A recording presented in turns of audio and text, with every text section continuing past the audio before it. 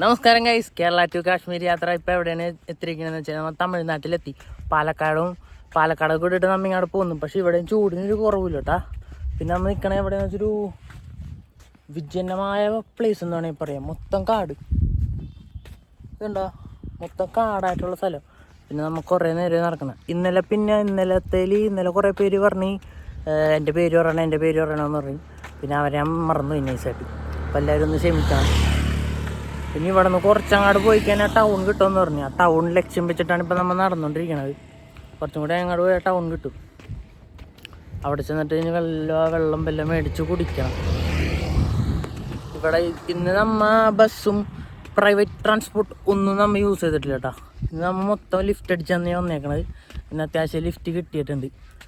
പിന്നെ ഇത് ബൈക്ക് പോണ റൂട്ടാണ് കാണിച്ചേക്കണ കാരണം ചെറിയ വഴിയൊക്കെയാണ് തന്നത്.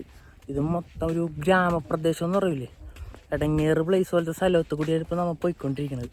ഒരു മനുഷ്യ കുഞ്ഞോലും ഇല്ല കേട്ടാ. ഇത് കണ്ടാ, മൊത്തം പുല്ലും വെറുതെ പറമ്പ് ഏക്കർ കണക്കിന് പറമ്പാണ് ഇവിടെ വെറുതെ കിടക്കണത്.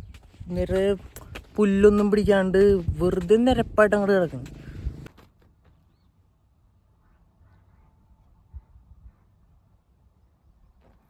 ചോറടിക്കാൻ വന്നാട്ടാ.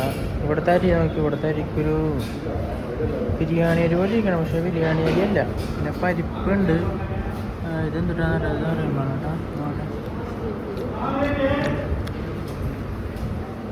അത് മനസ്സിലായെങ്കിൽ പക്ഷെ പേരറിയാൻ പാടില്ല. ഇത് നോക്കാം. പപ്പടം, തൈരുണ്ട്, പിന്നെ ഉപ്പ് അച്ചാറും കൊള്ളാട്ടാ. ഇത്തിരി പുള്ളെന്നുള്ളില്ലാത്തിനും പിന്നെ കഴിച്ചിട്ട് പറയും. നമ്മൾ ഉച്ച കഴിച്ച ഫുഡിലുണ്ടല്ലോ, പായസത്തിന് പോലൊരു സാധനം തന്നിട്ടുണ്ടാട്ടാ. ഒരു തരി പോലത്തെ ഒരു നമ്മുടെ കസ്കസ് പോലെ ഇരിക്കൂലേ, കസ്കസ് പോലെ ഇരിക്കണ ഒരു സാധനം. ഞാനത് ഞാൻ കറി ചോറിൻ്റെ ഒപ്പം തിന്നണേന്ന് വിചാരിച്ച് കഴിച്ചാണ്. നല്ല മധുരം എന്ന് പറഞ്ഞാൽ മറ്റേ സിറപ്പിൽ കൊണ്ട് ഒരു ചെറിയ തരി ഇട്ട് വെച്ചേക്കണ പോലത്തെ ഒരു സാധനം കേട്ടോ. പിന്നെ ഫുഡ് അവിടെ അടിപൊളിയായിരുന്നു. ഞാൻ വിചാരിച്ച് ഈ ആര്യൊക്കെ കണ്ടപ്പോൾ ഒരുമാതിരി ഷോകൊരിക്കുമെന്ന് വിചാരിച്ചു. പക്ഷേ ഫുഡ് അടിപൊളിയായിരുന്നു. ഫുഡായിരുന്നു അവിടുത്തെ. പിന്നെ അവിടെ നിന്ന് നമ്മൾ ഇപ്പം ഇങ്ങോട്ട് പോകുന്ന കേട്ടോ. കുറേ ഇങ്ങോട്ട് പോകുന്നു. കുറേന്ന് വെച്ചാൽ ഇനി കുറച്ചും കൂടി പോയി കഴിഞ്ഞാൽ ഈ കർണാടക ബോർഡർ എത്തും. വലിയ വണ്ടി കിട്ടുമോ നോക്കണം. ഇവിടെ ബസ് സ്റ്റാൻഡും ഉണ്ട്, നോക്കണം ഏതെങ്കിലും വണ്ടി കിട്ടുമോ. നമ്മ ഇപ്പം നിൽക്കണമെന്ന് പറഞ്ഞാൽ ഈ തമിഴ്നാട്ടിലൊരു കുൾഗ്രാമം എന്ന് വേണമെങ്കിൽ പറയാം കേട്ടോ. കറക്റ്റ് ഈ തമിഴ്നാട് ഗ്രാമമില്ലേ, ആ ഒരു സെറ്റപ്പുള്ള സ്ഥലമാണ്. ഞാൻ വന്ന വഴി മൊത്തം ഇങ്ങനത്തെ തറയിൽ മഞ്ഞ കളർ കണ്ടപ്പോൾ ഞാൻ വിചാരിച്ചു പെയിൻ്റ് അടിച്ചിട്ടേക്കണേന്ന് വിചാരിച്ചു. പക്ഷേ ഇവിടെ മൊത്തം ചാണാൻ കലക്കി ഒഴിച്ച് വെച്ചേക്കണേ. എല്ലായിടത്തും എല്ലാ വീടിൻ്റെയും ഇങ്ങനത്തെ ഇതിൻ്റെയൊക്കെ ഫ്രണ്ടിൽ മഞ്ഞ കളറ് പെയിൻ്റ് അടിച്ച് വെച്ചേക്കണേ. ഇപ്പോഴാണ് അടുത്തുണ്ട് ചാണകം ഒഴിച്ച് വെച്ചേക്കണേണ്ട. ചാണകം കലക്കിയിട്ട് തളിച്ചേക്കണേണ് ഇവിടെ.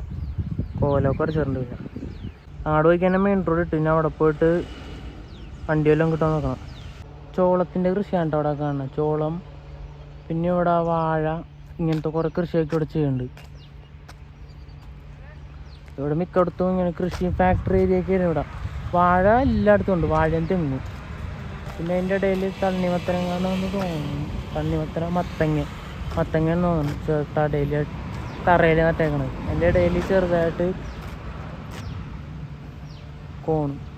ഗൈസ്, നമ്മുടെ ഷൂവിൻ്റെ പണി കഴിഞ്ഞ് പോകുന്നപ്പോൾ ഒരു കുഴപ്പമുണ്ടായില്ല. ഇപ്പം അങ്ങോട്ട് കുറേ നടന്ന് കഴിഞ്ഞപ്പോൾ മൊത്തത്തിൽ പൊളിഞ്ഞു വന്നു. ഇപ്പോൾ അത്യാവശ്യം നടക്കാൻ പറ്റിയതും കൂടി നമ്മൾ സെറ്റ് ചെയ്ത് കൊടുക്കുകയാണ് പശ ഇട്ടിട്ട്. നോക്കട്ടെ. ഇവിടെയാണെങ്കിൽ ഒരു കാട് പോലത്തെ സ്ഥലം. ഷൂ മേടിക്കാൻ പറ്റില്ല, റിപ്പയറും ചെയ്യാൻ പറ്റില്ല, ഒന്നും ചെയ്യാൻ പറ്റാത്ത സ്ഥലം. നമ്മുടെ ഇന്നത്തെ യാത്ര അവസാനിപ്പിക്കാൻ സമയമായിട്ടുണ്ടെന്ന് തോന്നുന്നു. ഇത്ര നേരം നിന്നിട്ട് ഒരു ലിഫ്റ്റ് പോലും കിട്ടണില്ല. ഇവിടെയാണെങ്കിൽ ബസ്സും തന്നെ കാണുന്നില്ല. ബസ്സിലാണെങ്കിൽ എന്താണ് എഴുതി വെച്ചേക്കണേന്ന് മനസ്സിലാവണില്ല. മൊത്തം ഈ ഇംഗ്ലീഷ് ഇല്ലാണ്ട് തമിഴ് മാത്രം എഴുതി വെച്ചേക്കണം. പിന്നെ അതിൻ്റെ പുറകിലൊരു ചെറിയ വലിയ വണ്ടിക്കാർ വന്ന് നിർത്തണ ഡാബ പോലത്തെ സെറ്റപ്പാണ്. അവിടെ ടെൻ്റ് അടിക്കാൻ കിട്ടിക്കഴിഞ്ഞാൽ രക്ഷപ്പെട്ട്. അല്ലെങ്കിൽ പിന്നെയും നമ്മൾ നടക്കേണ്ട ഒരുപാട് ചോദിച്ചു നോക്കണം. പുള്ളിനോട് ചോദിച്ചിട്ട് ഓക്കെ പറഞ്ഞാണെങ്കിൽ ഇന്ന് നമുക്ക് ഇവിടെ സ്റ്റേ അടിക്കാം, അല്ലെങ്കിൽ രാത്രി മൊത്തം നടക്കണം. കുറച്ചും കൂടി ഇവിടെ നിന്ന് അങ്ങോട്ട് പോയി കഴിഞ്ഞാൽ കർണാടക ബോർഡർ എത്തും. അവിടം വരെയുള്ളൊരു വണ്ടി കിട്ടിയാൽ മതിയായിരുന്നു. അവിടെ മൊത്തം ഫോറസ്റ്റ് ഏരിയയാണ് മൊത്തം. അതും കൂടി കിടന്ന് കിട്ടാനുള്ള ഒരു വണ്ടി കിട്ടണം. അല്ലെങ്കിൽ ഇവിടെ നേരെ മൈസൂർ ബസ്സിന് രാവിലെ ഉണ്ടാവുമെന്ന് തോന്നുന്നു. പറഞ്ഞിട്ട് അറിയാൻ പോലെ ചോദിച്ചിട്ട് ഞാൻ സെറ്റ്. ഷൂ പൊളിഞ്ഞു പോയത് ചെറുതായിട്ട് ഞാൻ ഒട്ടിച്ച് വെച്ചിട്ടുണ്ട്. ഒട്ടിച്ച് ശരിയായൊന്നുമില്ല, അത് കറക്റ്റായിട്ട് ഒട്ടിക്കാൻ കഴിയും. എന്നാലും ഒരു വക ഇരിക്കണ 2 ദിവസത്തേക്ക് ഓടാനുള്ള വിധത്തിൽ ഞാൻ ഒട്ടിച്ച് വെച്ചിട്ടുണ്ട്. എന്താവും എന്തോ. ഇവിടെയാണെങ്കിൽ ഷൂ മേടിക്കാൻ പോയിട്ടൊരു